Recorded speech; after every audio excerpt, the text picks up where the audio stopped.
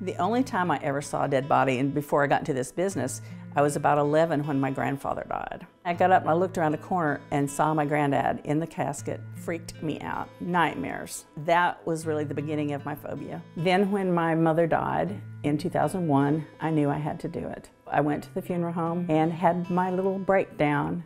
Then it was like God just poured a bucket of peace over me. It was a physical feeling of, and the fear went away. Then I didn't want to leave. I sat there and just looked at it for the longest time.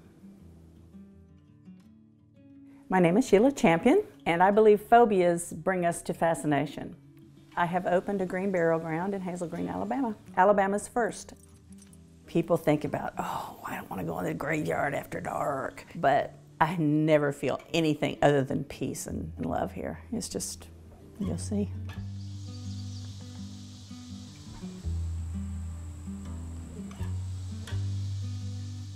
Incorporated in 2015, the cemetery opened in March of 2016. When I first started the cemetery, the honeysuckle and wisteria were just overgrown out here, as well as poison ivy, all sorts of invasive species of plants. And I'd been reading that they use goats for this, so I got goats. I stake them out where I want them to eat, and they keep my fence line cleaned off. I have Willie Nelson, he's the brown one. Chris Christopherson is the white one. And the little black one is Merle Haggard. Willie's 3, Chris is 2, and Merle is 1.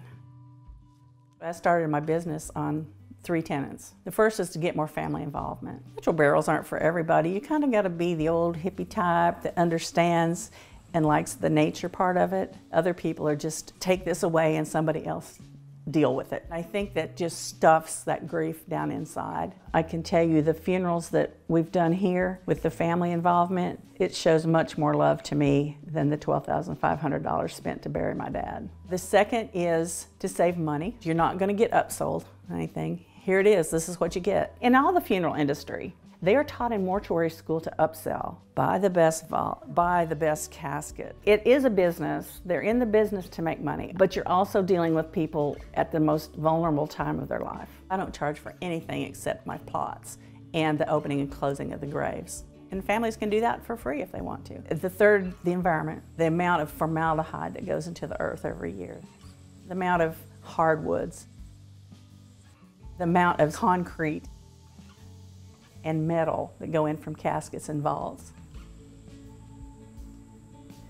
That is not helping the earth any. To me, the green is really embracing nature. I've followed all the guidelines of the Green Burial Council. They have guidelines to get certified as a green burial ground. I hired an assistant professor of biology from UAH. He came out and did soil testing to see what the pH level of the soil was and what it needed. Then I bought seed, and it's seeded in natural grasses. As far as the burial part itself goes, I try to limit the grave digging to hand-dug graves, trying to keep it natural to where the machinery is not tearing up the earth and it's not burning fossil fuels. And then, of course, there's no embalming. Embalming is used to pressure people into buying one more thing because you don't have to be embalmed. With a home funeral, you can refrigerate with dry ice or something called Techna ice to keep the body, or keep the body in a cool room. The caskets have to be plain. The plain pine box I sell is put together with dowel pins instead of screws, so there's minimal metal going back into the earth. I request that the body be wrapped in all natural fabric, cotton, linen, wool. How many people are currently buried here at the Good Earth? Just 3. One man was a construction engineer. He was of the Baha'i faith and had a debilitating illness that he lingered for quite a while. He was the first person I buried. They put a marker on his grave a year after he passed, and it's a 350-pound stone. It didn't seem overwhelmingly sad.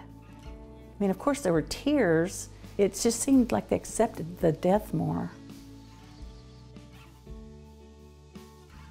Every person in the world is going to experience a death in their lifetime. It may only be their own, but I find the more I talk about it, the less I fear it. Once you learn what your body's going to turn into, it's not going to be, in my case, or the people buried at the Good Earth, something rotting in a casket. It's going to be turned back into the earth. From earth we come, and dust to dust. You probably have heard of Dave Matthews, and he has the song, The Grave Digger. One of the lines in the song is, "Grave digger, when you dig my grave, will you make it shallow so that I can feel the rain?"